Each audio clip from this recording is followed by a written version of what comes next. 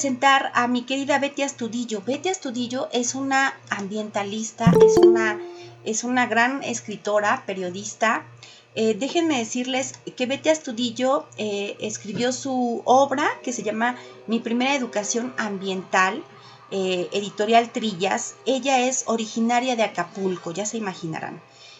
Bueno, pues Beatriz es ambientalista. Betty Astudillo, pues es una de las, lamentablemente es una de las periodistas perseguidas por el gobierno de Guerrero por el tema ambiental, y bueno, también es de las periodistas desplazadas, es decir, no puede vivir en su estado a causa de la defensa del medio ambiente, muchachos.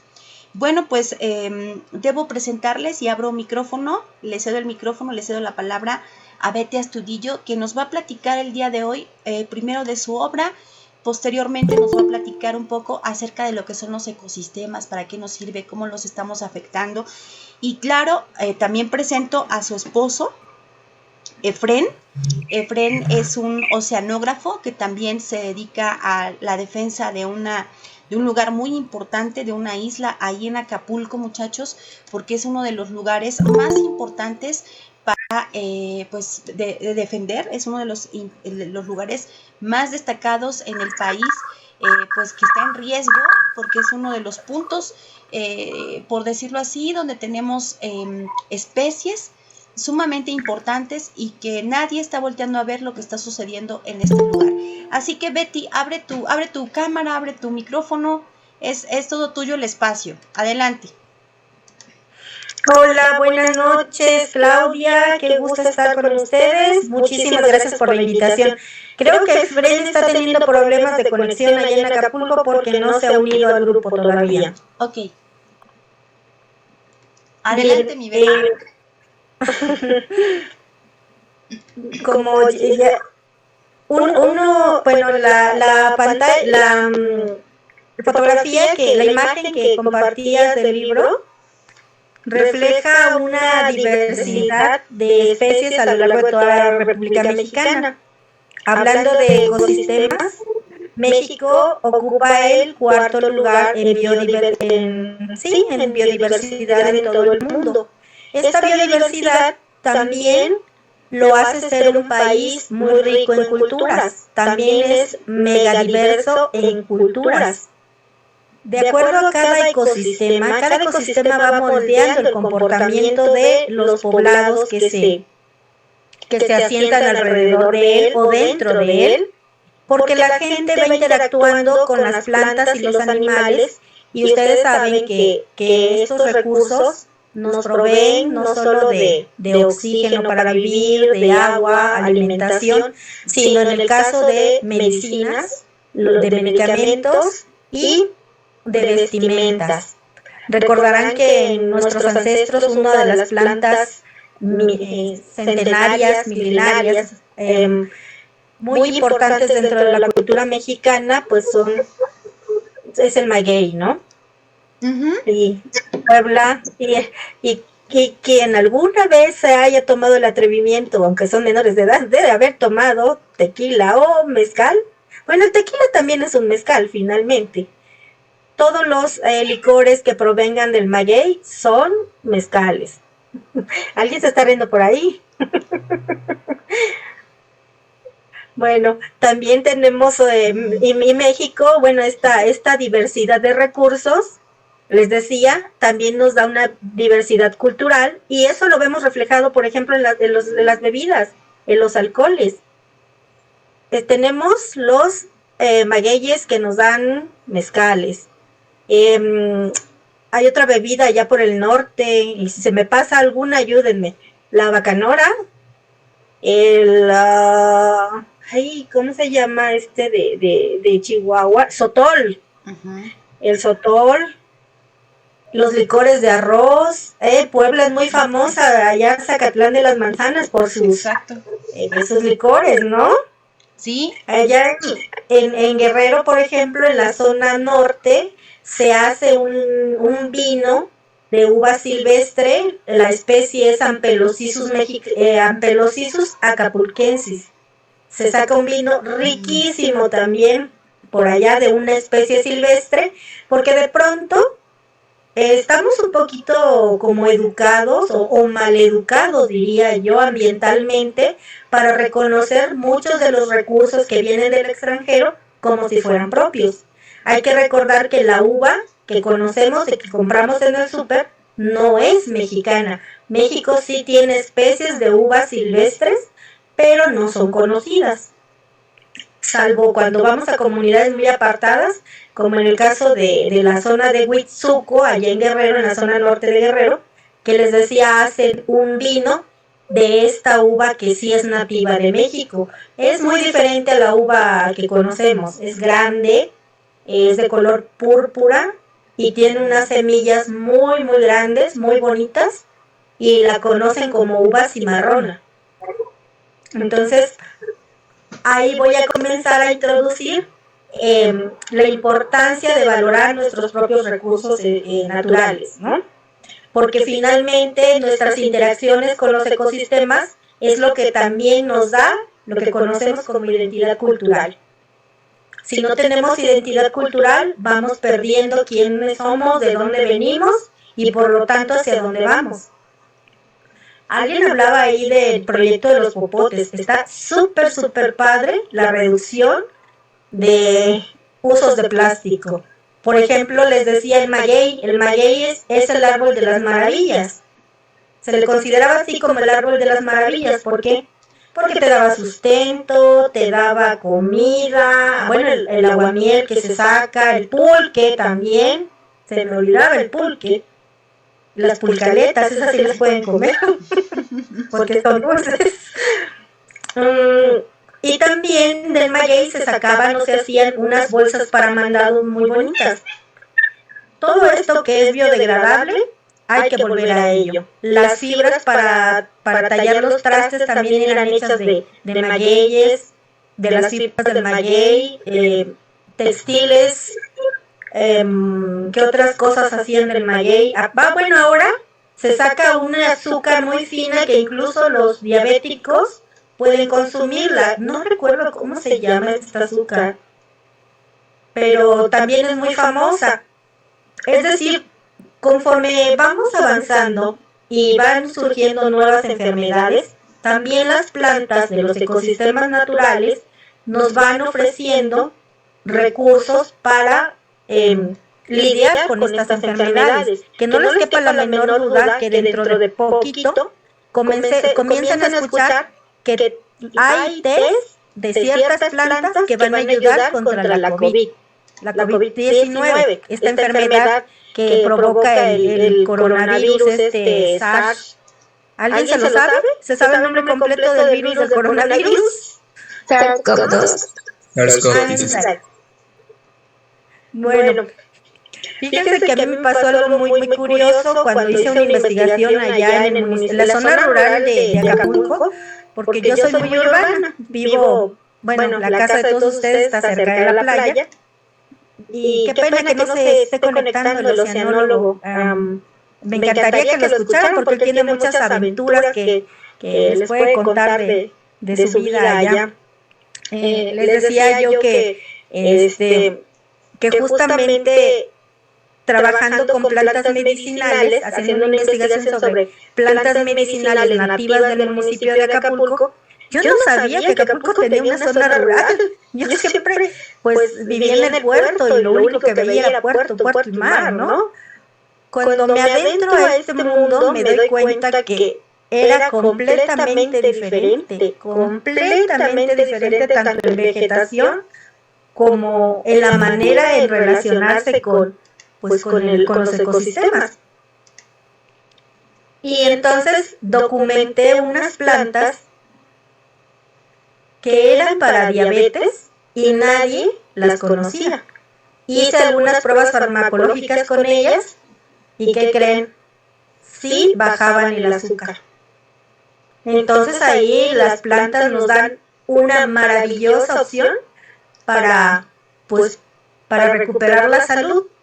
Luego, gracias a este trabajo, recibí una invitación en el Instituto de Química para trabajar con un árbol medicinal, que ahora lo podemos llamar medicinal, Y yo quedé sorprendida porque las hojas de este árbol contenían una sustancia que inhibía la replicación del virus, del VIH, del virus de inmunodeficiencia adquirida, humana, inmunodeficiencia humana, el virus, este VIH de tipo 1, porque son dos virus los implicados.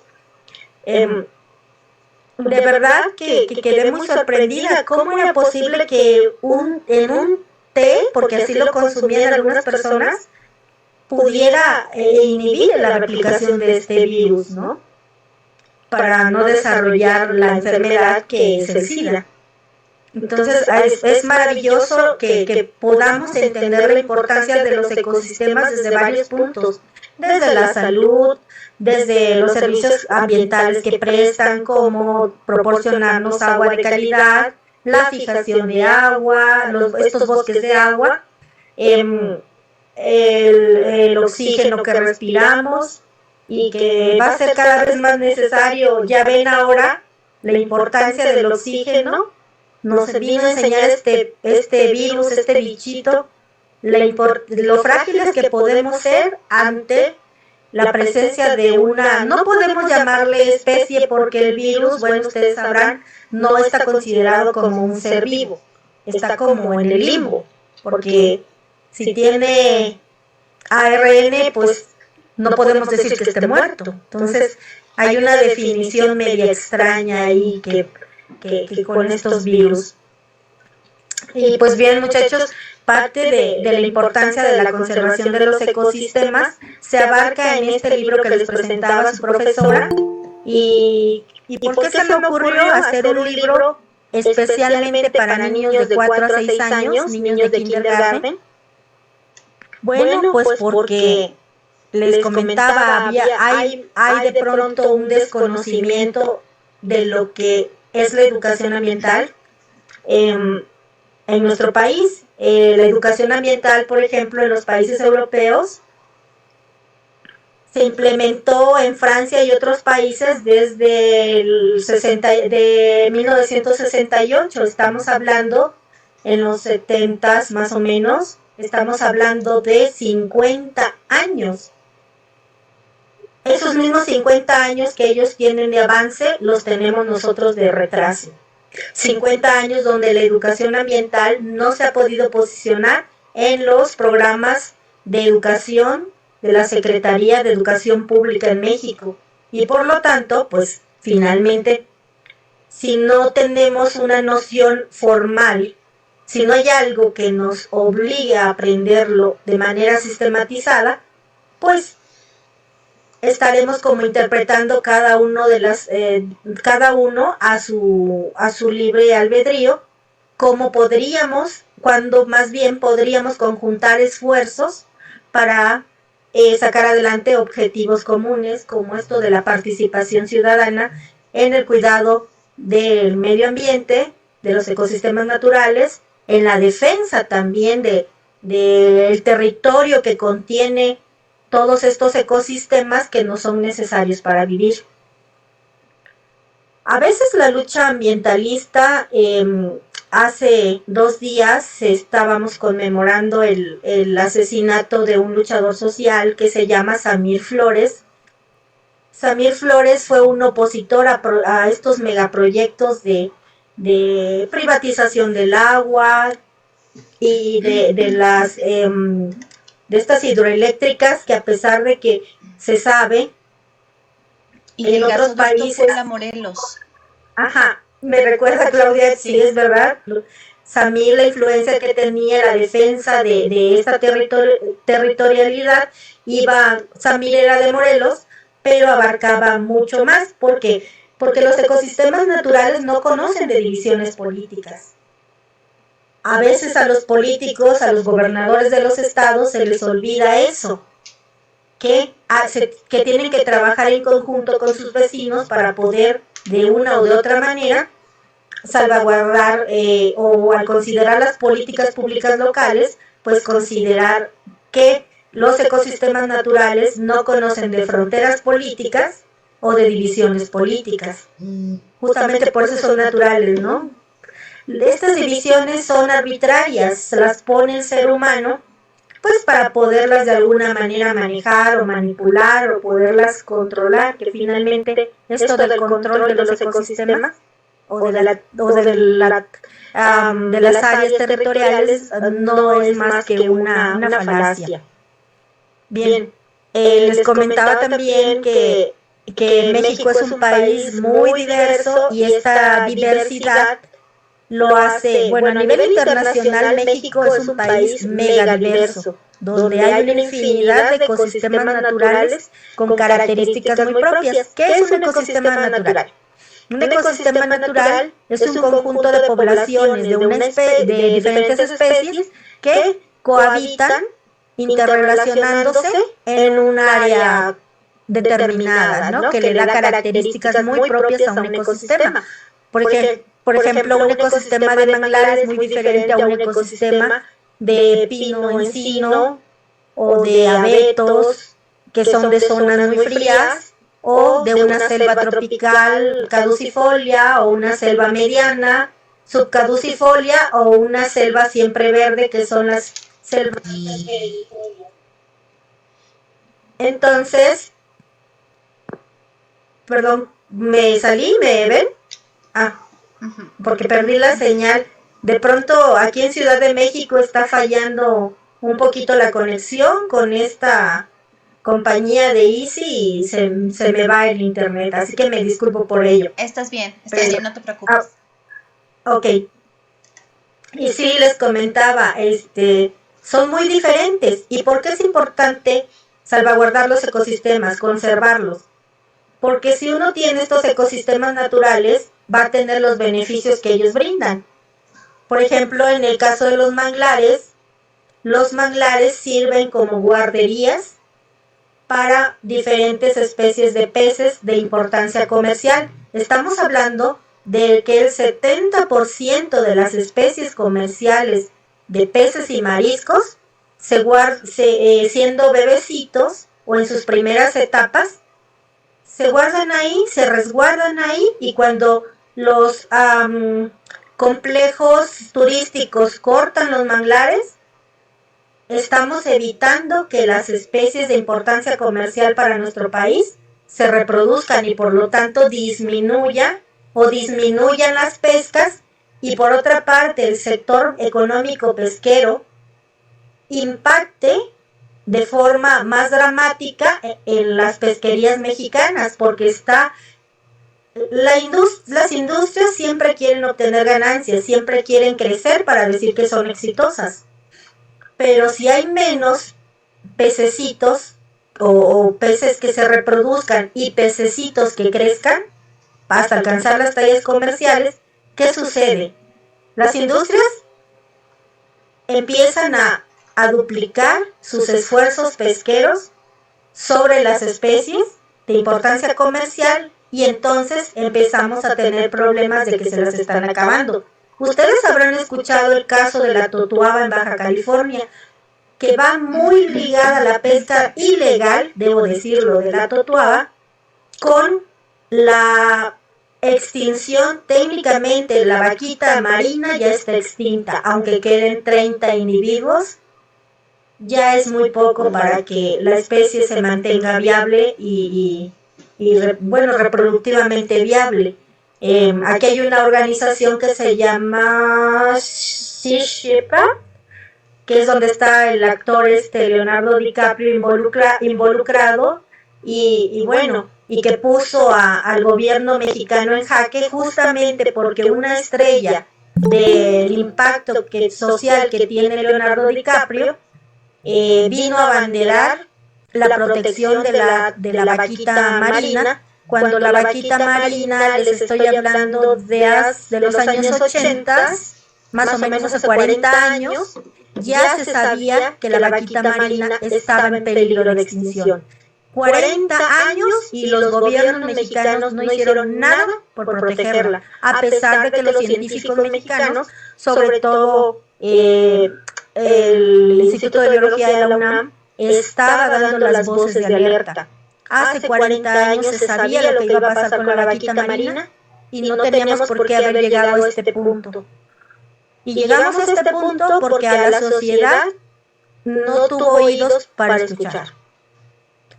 No tuvo el entendimiento para entender que cuando se pierde una especie, se empiezan a perder muchas más, porque todas las especies están ligadas. Alguien podría decir, podemos matar a todas las serpientes de cascabel y no pasa nada. No es cierto. Si están aquí, cada una de las especies es por algo, no las creamos nosotros. Nosotros, como especie, aparecimos también y en algún momento nos vamos a extinguir de forma natural porque finalmente el desenlace de toda especie natural es tender a la extinción o dar paso a la evolución y a la creación de nuevas especies. No sabemos los seres humanos en qué vamos a evolucionar y si vamos a dar paso a otra especie diferente a la que somos actualmente. Eso estaría padre saberlo, pero pues no. Tienen que pasar miles de años para que esto suceda.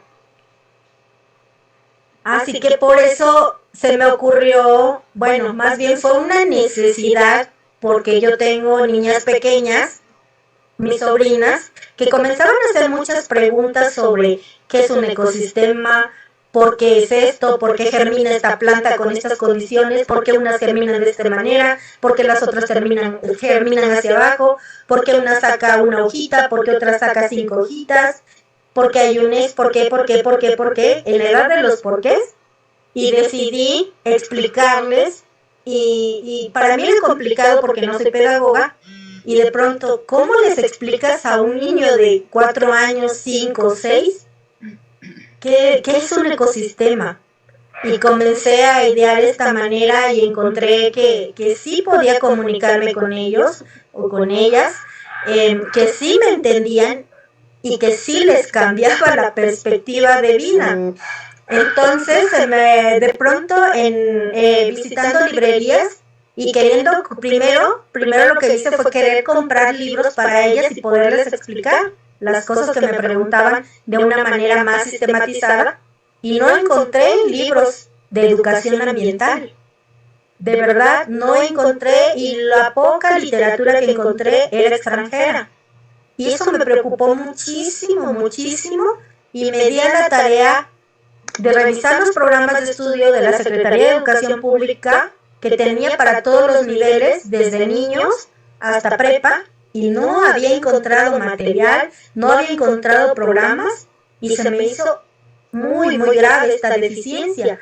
Entonces empecé a involucrarme más, porque yo trabajo como parte de mi trabajo y de mi labor, que parte de ella la hago de forma altruista, es la divulgación y la educación ambiental, y trabajar con grupos, desde grupos que no tienen ninguna preparación académica, les estoy hablando de grupos de pescadores analfabetas, hasta gente que tiene posgrado. Me ha tocado trabajar con arquitectos, con grupos de arquitectos, porque quieren saber de arquitectura del paisaje, pero desde un punto de vista, desde un punto de vista sobre ecología.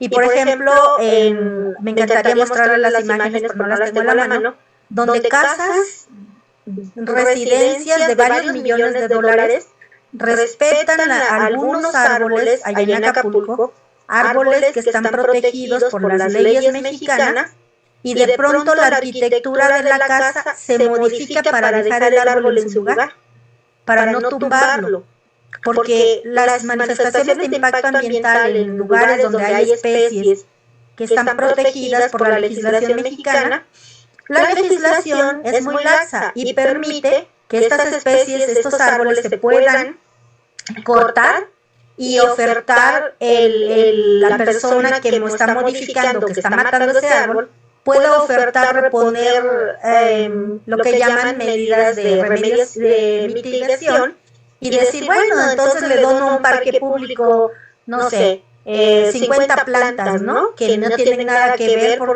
con la zona, porque son plantas de bugambilla, por ejemplo, que son plantas exóticas traídas de fuera de nuestro país.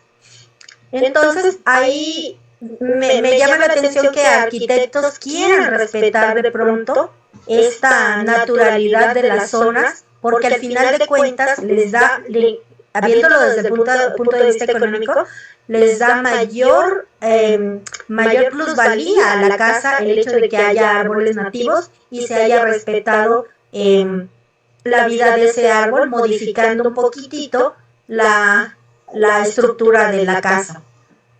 Y bien, les decía entonces que con el atraso que tenemos como país en cuanto a educación ambiental, sí me preocupaba bastante que no hubiera estos libros, y nace la inquietud entonces de hacer un libro, pero aquí el reto fue, caray, hablar no nada más de educación ambiental. Entendí que la educación ambiental en nuestro país no puede ser posible si no hay una justicia social.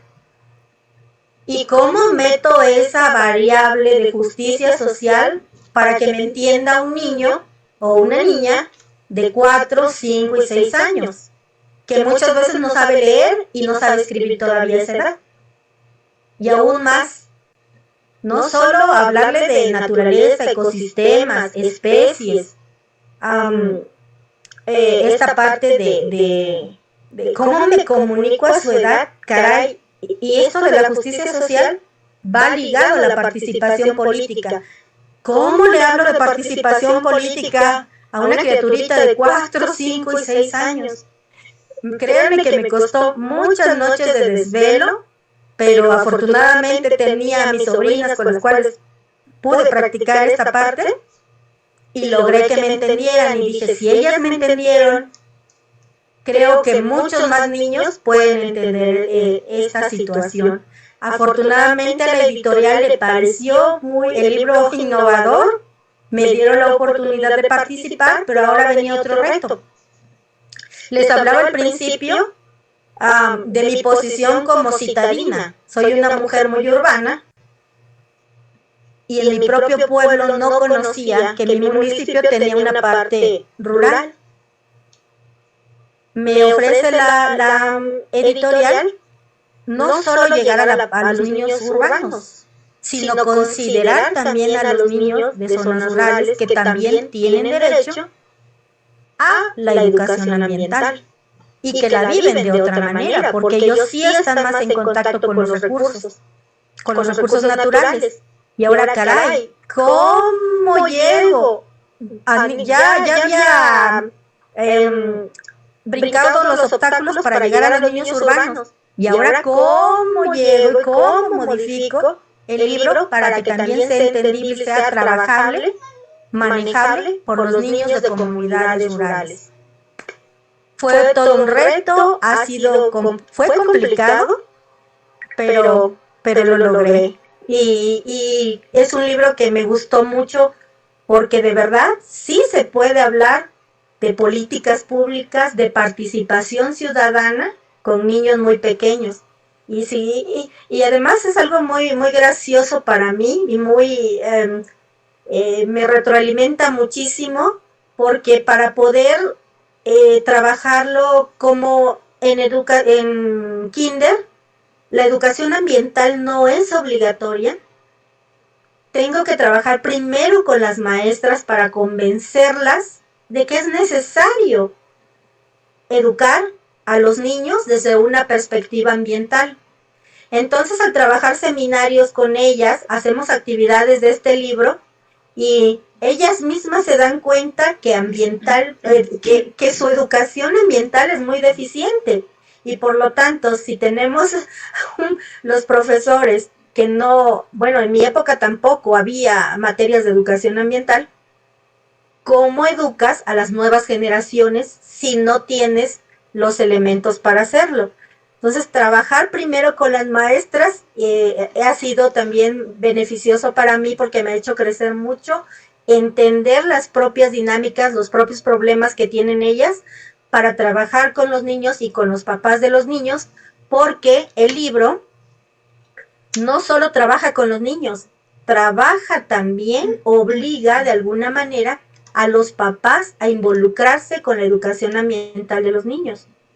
ayuda también a recuperar los saberes, involucra a los papás, a los abuelos, porque hay actividades que hacen que el niño investigue. Además, esa es otra de las cosas que me agrada mucho del libro, porque incentiva a los niños a investigar, incentiva a los niños a entender su situación a través de los medios de comunicación locales. Hay una actividad que les invita si no saben leer, como les decía, porque están muy chiquitos, pero sí a preguntarle a sus papás, estar al pendientes de alguna noticia en que les llame la atención sobre temas ambientales en radio, en televisión, ahora en redes sociales.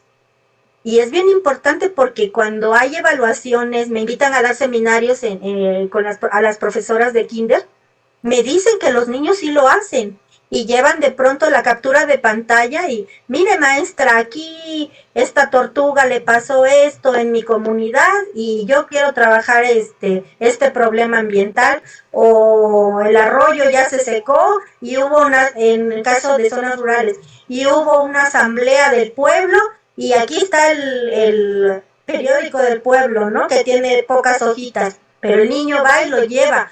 Son niños muy chiquitos y sin embargo participan muy bien, y eso tiene mucho que ver con sus profesoras porque son quienes los dirigen. Entonces a mí me tiene este libro muy muy contenta porque pues tiene muchos elementos que de verdad, y no es porque haga comercial, no los tiene otro libro creo que en educación ambiental es el único en todo México. Entonces, lo más importante, Betty, perdón, lo que comentas, ¿no? Sí. Que también abarca esta parte que es también para los adultos, ¿no? Porque no dejamos de ser niños para el niño interior, porque muchos, pues, no conocemos lo que es la educación ambiental. Oye, Betty, platícanos, Betty, platícales aquí a los muchachos, ¿qué es un ecosistema? ¿Para qué nos sirve? ¿Qué son los ecosistemas? ¿Y cómo es que los estamos afectando? ¿De qué manera les estamos haciendo daño? Bien, los ecosistemas naturales, su definición, digamos, más común, más conocida, es la interacción de poblaciones de diferentes especies en un mismo lugar. Hablamos de interacciones con elementos no vivos y entre ellas que serían con elementos vivos. Bien, los ecosistemas tienen cierta dinámica. ¿Qué sucede cuando el ser humano, porque realmente los ecosistemas tienen dos afectaciones? Pueden tener impactos naturales, como es el caso de un huracán, un terremoto, un incendio provocado por algún rayo que cayó, y los ecosistemas, ellos mismos se van sanando, se van volviendo, van teniendo esta resiliencia, y estos ecosistemas se van recuperando. Pero el mayor impacto a los ecosistemas se derivan por la acción de los seres humanos. Por ejemplo, los bosques de agua. ¿Qué sucede con el caso vamos a poner el caso de Michoacán? Les está yendo muy bien con el oro verde, que es el aguacate, y comienzan a talar cada vez más y más ecosistemas naturales, que en el caso de ellos, las tierras buenas, también forman parte de los abetos de los árboles que sostienen el ciclo de la mariposa monarca. ¿Qué sucede? Al quitar cada vez más árboles que sustentan, les decía, este ciclo de la mariposa monarca, pues que la mariposa monarca ya no va a tener donde poner sus huevecillos, donde se van a alimentar sus larvas, y entonces se están alterando los ciclos de otras especies, ¿no? ¿Qué sucede también si hay menos árboles que filtren el agua de lluvia? Pues tendremos menor disponibilidad de agua de lluvia. Les decía también, ¿qué pasa si con las plantas medicinales? Pues no sabemos cuántas especies se estén perdiendo, porque muchas veces no estamos interesados en conocer qué especies hay para qué sirven, y además pasa algo bien importante que también se me hace muy grave. Los conflictos territoriales o este auge de estas industrias, la minera, el ir por la privatización del agua, ha hecho que comunidades enteras se tengan que desplazar por la violencia.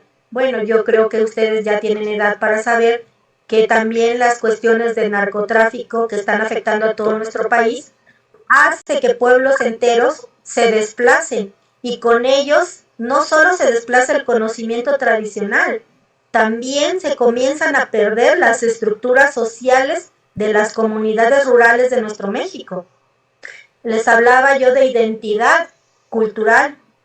También estamos perdiendo identidad cultural, y con la identidad cultural estamos perdiendo valores de familia, conocimientos antiguos y, y por supuesto, identidad en las ropas, porque ellos dejan de vestir de pronto. Algunas comunidades que usan atuendos tradicionales comienzan a adaptarse a otros ambientes que no son los suyos con, con tal de sobrevivir, ¿no?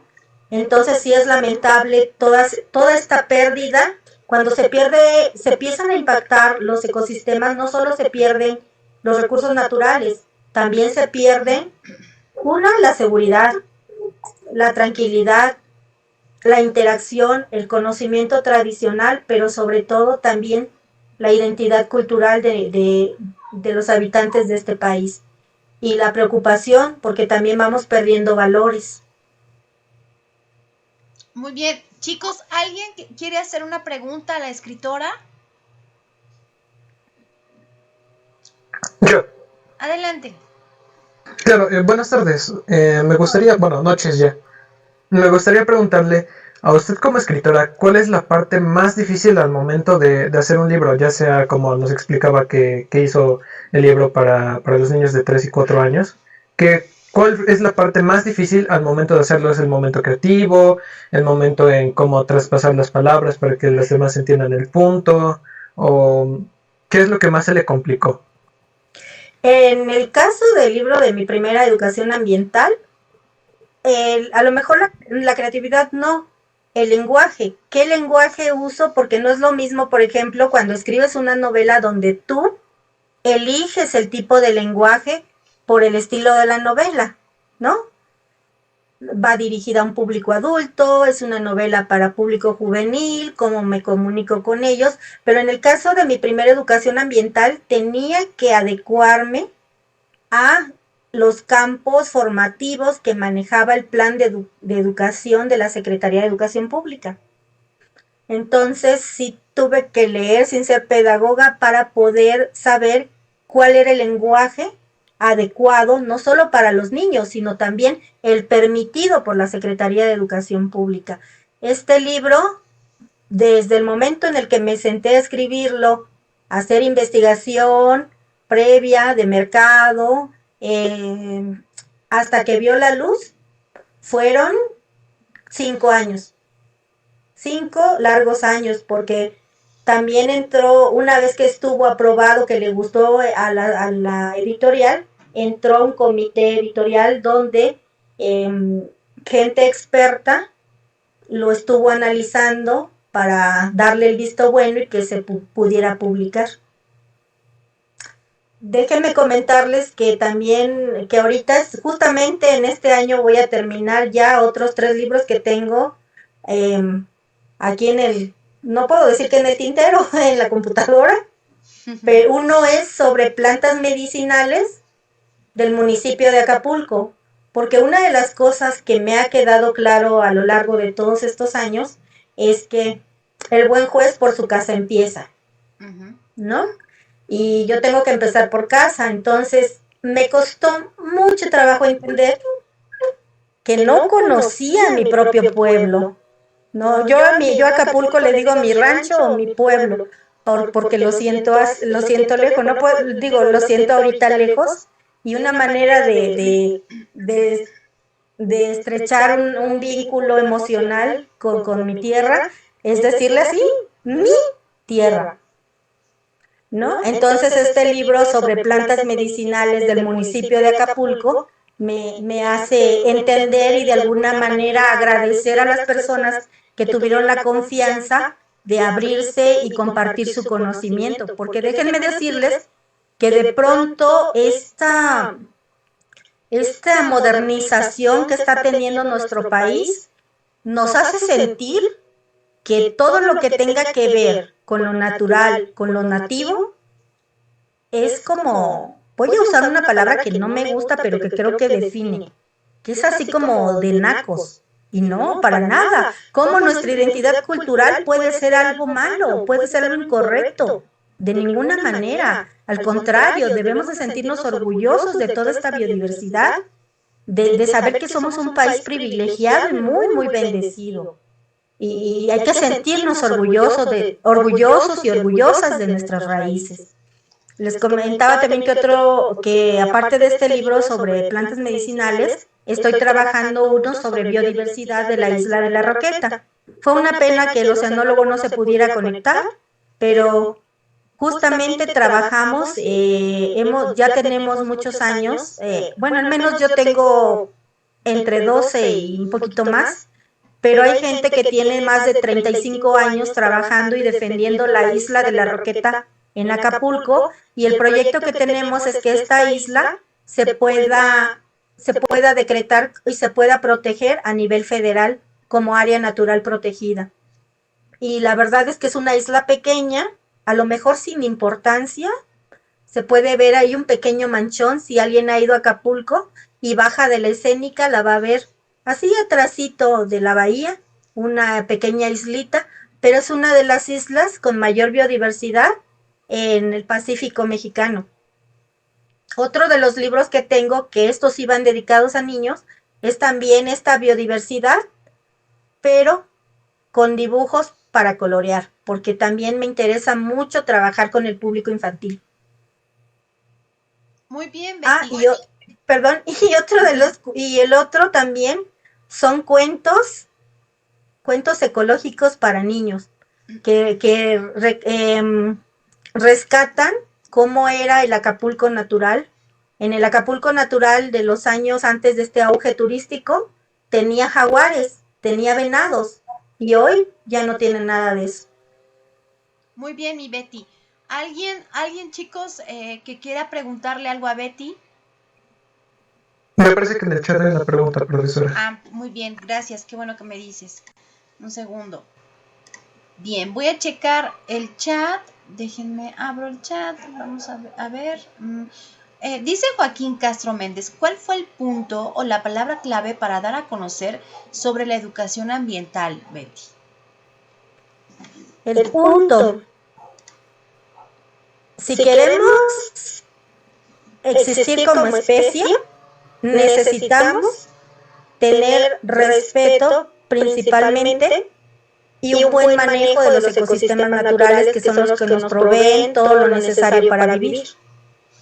Al saber que nuestro país hay un atraso muy grande respecto a la materia de educación ambiental de manera oficial, sí me preocupaba esta parte, y por eso fue que mi aportación se dirige hacia estudiantes de las primeras etapas o de edades muy tempranas, porque necesitamos tener gente más consciente, más participativa y sobre todo, pues, con mayor conocimiento para poder opinar y ser de alguna manera que haya un equilibrio entre las fuerzas políticas y, por supuesto, estas personas con mayor conciencia puedan ser como la contraparte y la defensa contra malas políticas públicas que esté haciendo cualquier gobierno que emerja de cualquier partido político.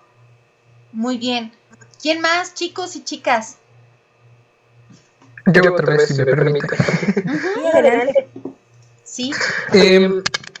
Dentro de su historia como escritora, bueno, son dos preguntas. La primera es, dentro de su historia como escritora, ¿en algún punto decidió, bueno, se le complicó mucho y al punto de pensar en rendirse, en dejar de ser escritora. Y mi segunda pregunta es, ¿desde cuándo usted supo que quería ser escritora? ¿En qué momento de su vida fue cuando dijo, escribir es para mí, o investigar, o este tipo de cosas que es a lo que hoy en día es de lo que usted trabaja? Pues se me hizo complicado, como les decía su profesora, lamentablemente tuve que dejar mi ciudad natal y estoy más bien en situación de desplazo forzado interno en la Ciudad de México en estos momentos. Eh, Ahí fue donde tuve que parar muchos de los proyectos, tanto personales como laborales, y entre ellos estaba también la divulgación de varios temas de índole ambiental. Y el libro fue publicado durante mi desplazo, pero rendirme nunca ha sido opción. Hay una frase de la cantante, bueno, era de mi época, Madonna, que decía, cuando estoy triste, cuando le pregunta un reportero, cuando estás triste, ¿qué haces? Y contesta ella, trabajar. Cuando estás cansada, ¿qué haces? Responde, trabajar. Cuando estás de vacaciones, ¿qué haces? Dice ella, trabajar. No hay opción, trabajar, trabajar, trabajar es lo que me mantiene en el número uno, decía ella. Entonces siempre digo mi ídola Madonna, porque y me incentiva. Si te cansas, de pronto las mismas condiciones, tanto económicas o laborales, para un desplazado, no es fácil. No estás en tu ambiente, no estás cerca de familia, hay que empezar de nuevo con pocos recursos, a veces con ciertas características que los eventos traumáticos dejan, y pues hay que enfrentarlas, pero el escribir y el estar activa me ha permitido sobrellevar este desplazo, mantenerme ocupada y sobre todo creer, porque es algo que yo creo, no sé si así sea, que puedo ayudar en algo a cambiar la situación, de a dar un poquito de luz, de conocimiento, de compartir el conocimiento con alguien. Pues para mí esto es un regalo, porque hay mucha gente, yo conozco investigadores de primer nivel con hasta doble doctorado, que son eminencias, pero su conocimiento es solo suyo. Si el conocimiento no se comparte, pues no tiene mucho sentido, Claro. porque no ayudas en nada. Es como sembrar, hay que sembrar semillitas de conocimiento, porque más adelante estas semillitas van a crecer y también van a dar más semillitas, ¿no? Y necesitamos que todos y cada uno de los mexicanos entendamos que si no protegemos nuestros recursos naturales, nuestra calidad de vida no va a ser buena. Mi Betsy, por último, ya, y vámonos recio. Oye, mi Betty, coméntales a mis muchachos, a mis niños, ¿qué fue lo que te pasó? Quizá ellos no entiendan el término desplazamiento forzado. ¿Qué fue lo que ocurrió? Como periodista escribí un artículo que no le gustó a algunos políticos del estado de Guerrero y que estaban en contubernio con gente del crimen organizado, particularmente con narcotraficantes. Entonces comencé a recibir amenazas que fueron en 3 meses creciendo, hasta que me amenazaron que iban a entrar a mi domicilio por mí, matar a mi familia y a mí desaparecerme. Entonces ese día tuve que salir con lo que traía puesto hacia otra ciudad, y en este caso, como la Ciudad de México me era conocida porque aquí había hecho una de las licenciaturas y la maestría, pues emigré a un lugar donde pudiera estar segura y pudiera de alguna manera con mi desplazo proteger a mi familia, porque las amenazas iban directamente a mí. Por eso tuve que dejar mi casa, tuve que dejar todo, salirme con lo que tenía puesto y comenzar casi desde cero en la Ciudad de México. Betty, ¿qué fue lo que escribiste en defensa de la tierra, del mar y pues de nosotros? porque finalmente tú escribes para beneficiarnos a todos, es una parte de un pulmón. Yo siempre he pensado que aquellos que escriben el tema del medio ambiente o los que nos dedicamos al medio ambiente en la defensa de los territorios, pues tratamos como de salvar una parte del pulmón de la tierra. Entonces, ¿qué parte del pulmón de la tierra fue de la que escribiste?